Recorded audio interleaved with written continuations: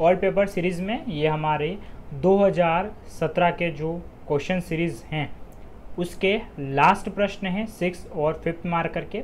उसके बाद आने वाले कुछ दिनों में हमारा 2017 वाला पेपर ये भी समाप्त हो जाएगा और फिर एक वर्ष बचेगा 2018। धीरे धीरे ही सही मंजिल की तरफ हम बढ़ रहे हैं और मुझे अच्छी खुशी भी इस बात की कि बहुत सारे साथी शुरुआत से मेरे साथ में जुड़े हुए हैं। जो प्रश्न पूछे गए थे 2017 में, कुछ प्रश्न थोड़े अजीब से भी हैं क्योंकि वो प्रश्न 100 शब्दों में लिखने लायक थे ही नहीं। वे अगर प्रश्न 3 मार्कर में पूछे जाते तो सही लगता। तो इसीलिए लगभग 3 प्रश्न, उन तीनों प्रश्नों को मैं एक साथ डिस्कस करूंगा और वो 100 शब्दों में नहीं है, वो जितना मैं लिख पाया उसी हिसाब से मैं आपको बताऊंगा। क्योंकि आप उसमें अगर 100 शब्दों में लिखेंगे फिर वो बत्तीबाजी होना शुरू हो जाती है, वो मुझे सही भी नहीं लगा। लेकिन आपको उसके बारे में जानकारी अवेलेबल करवा दूँ, उसके अकॉर्डिंग मैंने आपके लिए यहाँ पर उत्तर लिखा है।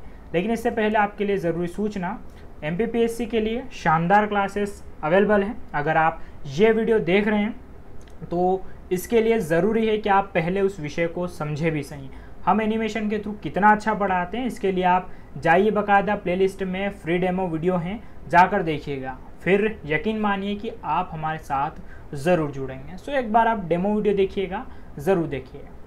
लौटते हम हमारे प्रश्न पर, और प्रश्न है हमारा, ग्रीवा खंड क्या है।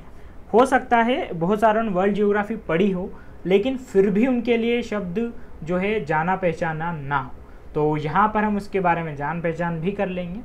तो यहाँ पर मैं सीधा समझा रहा हूँ, ऐसा नहीं कि इसे 100 में कैसे लिखे 50 में, सीधा समझिए। आज यह संपीड़न बल के कारण बनने वाली अत्यंत जटिल संरचना का परिचायक है।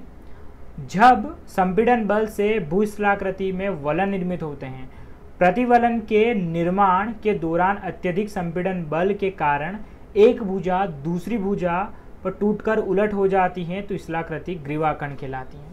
एक्चुअल में अगर आपने जियोग्राफी अच्छे से पढ़ी होगी तो आपने संपीड़न बल भी पढ़ा होगा और आपको पता है कि जब दो तरफ से ऐसा बल लगता है तो बीच में फिर क्या होता है, यहाँ पर वलय बन जाता है। लेकिन जब यह वलय बहुत ज़्यादा होने लगता है, यानी कि शुरुआत में कुछ ऐसा, उसके बाद कुछ ऐसा, और तीसरी कंडीशन में जब ये वलय जो होता है, फॉर एग्जांपल ये वलय यहाँ की ये जो नीची भुजा है इसी के ऊपर अगर ये गिर जाए यानी कि आकर यहाँ टच हो जाए, तो इस कंडीशन को कहते हैं ग्रीवाखंड। तो लिखा है कि यह स्थलाकृति क्या कहलाती है, ग्रीवाखंड कहलाती है। तो आपको क्लियर हुआ होगा यहाँ पर कि ग्रीवाखंड किसे कहते हैं। तो संपीड़न की स्थलाकृति यहाँ पर ये, इसमें यही स्थिति होती है कि होता क्या है, पहले तो वलन नॉर्मल होता है, लेकिन जब वलन होते होते अगर स्थिति ऐसी आन पड़े कि जहाँ पर यह वलित भुजा है उसकी दूसरी भुजा के ऊपर गिर जाए यहाँ पर, तो ऐसी स्थलाकृति को हम क्या कहते हैं, ग्रीवाखंड कहते हैं। तो आपको ये समझ में भी आया होगा कि ग्रीवाखंड किसे कहते हैं।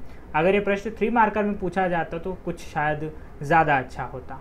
खैर कोई बात नहीं, वहाँ पर 15 प्रश्न थे, आपको 10 ही करने थे, तो आप ये 3 छोड़ भी देते तो कोई दिक्कत नहीं थी। चलिए, तो ये ग्रीवाखंड वाला हमारा कंप्लीट होता है। उसके बाद कल मैं आपको बता चुका था 10वें नंबर का प्रश्न, महासागरीय लवणता के 5 नियंत्रक कारकों का वर्णन, तो ये हमने विस्तृत तरीके से जाना था। अब उसके बाद कुछ और प्रश्नों पर हम आते हैं। एक प्रश्न और सीधा पूछा था उन्होंने, गुप्त ऊष्मा किसे कहते हैं। अब ये प्रश्न भी कहीं से कहीं तक 100 शब्दों में लिखे जाने जैसा नहीं है, और सिर्फ गुप्त ऊष्मा किस वे में पूछ रहे हैं ये भी नहीं पता। हो सकता है परीक्षक जो क्वेश्चन डालने वाला हो थोड़ा मेंटली डिस्टर्ब्ड हो। तो गुप्त ऊष्मा आप जान लीजिए यहाँ पर सीधा सा कि जब कोई भौतिक पदार्थ एक अवस्था से दूसरी अवस्था में परिवर्तित होता है तो वह कुछ निश्चित मात्रा में ऊष्मा का अवशोषण करता है या त्याग करता है। ऊष्मा की यही निश्चित मात्रा क्या कहलाती है, गुप्त ऊष्मा कहलाती। यानी कि अगर बर्फ़ से, ठीक है, बर्फ़ से अगर पानी बनता है आइस से, तो स्वाभाविक सी बात इसने कुछ ऊष्मा ली होगी तभी पिघलेगा और तभी पानी बनेगा। यानी कि यहाँ पर क्या हो रहा है, इस अवस्था से ठोस से द्रव में परिवर्तन। या यूँ कहें कि जो पानी है अगर वह ठंडा होकर क्या हो रहा है, बर्फ़ में बदल रहा है, यानी कि उसने कुछ ऊष्मा का त्याग किया होगा, तभी जाकर वो क्या बनेगा, बर्फ़ बनेगा। तो स्वाभाविक सी बात है, गुप्त ऊष्मा किसे कहते हैं, जब एक अवस्था से दूसरी अवस्था में परिवर्तन हो और इस दौरान जो भी ऊष्मा का त्याग उस पदार्थ द्वारा किया जाता है उसे निश्चित मात्रा में उस पदार्थ के हम क्या कहते हैं, गुप्त ऊष्मा। जैसे कि अगर आपने फिजिक्स पढ़ा होगा, वहाँ पर आता है ये कि जो रोटी से हमारा हाथ नहीं जलते हैं, जिससे ज़्यादा उसकी भाप से जल जाते हैं। इसके पीछे कारण होता है गुप्त ऊष्मा, क्योंकि रोटी के अंदर जो पानी रहता है उसकी जो ऊष्मा बनती वो ज़्यादा गर्म होती बजाय रोटी के, क्योंकि वो उसके अंदर ही होती है और उसकी अवस्था का परिवर्तन हो चुका होता है। ओके, तो ये भी क्लियर। एक और प्रश्न पूछा था उन्होंने, लास्ट है ये, कि भारत की अनुपपन्न बेमेल नदी का नाम बताइए। एक दिक्कत एमपीपीएससी के साथ में ये होती है कि ये करते हैं गूगल से ट्रांसलेट। अब जब ये गूगल से ट्रांसलेट करते हैं, इनको जो मिलता है वो का वो चिपका देते हैं, और ये बच्चों के लिए बनता है बड़ा ही दिक्कत वाला सबक। ऐसी स्थिति में आपसे हमेशा कहता हूँ कि जब कभी अगर आप प्रश्न फंस जाए या प्रश्न समझ ना है, तो एक बार उसका इंग्लिश वाला जो फॉर्म है वो ज़रूर देख लीजिए, क्योंकि इसमें होता है कि बहुत सारी बार आपके जो नंबर हैं वो ऐसी स्थिति में सही हो जाते हैं, और ये मेरा व्यक्तिगत अनुभव भी है। सो आप ये ज़रूर किया कीजिए। अब यहाँ पर अनुपम और बेमेल नदी, तो यहाँ पर हम पढ़ेंगे तो आपको क्लियर हो जाएगा कि किसे कहते हैं। तो प्रायः बेमेल नदी वे नदियाँ होती जो किसी क्षेत्र विशेष में भौगोलिक आकृतियों से भिन्न एवं अन्य नदियों के मार्ग से अलग विपरीत दिशा में मार्ग बनाकर नई शिलाकृतियाँ बनाती हैं। और ऐसी भारत में दो नदियाँ बहुत फेमस है, वो है नर्मदा और ताप्ती। आपको पता होगा कि अधिकांश भारत की जो नदियाँ हैं वह पूर्व दिशा की ओर जाती हैं, लेकिन यही दो नदियाँ हैं जो भ्रंश घाटी में बहते हुए कहाँ पर जाती हैं, पश्चिम की ओर जाती, अरब सागर में।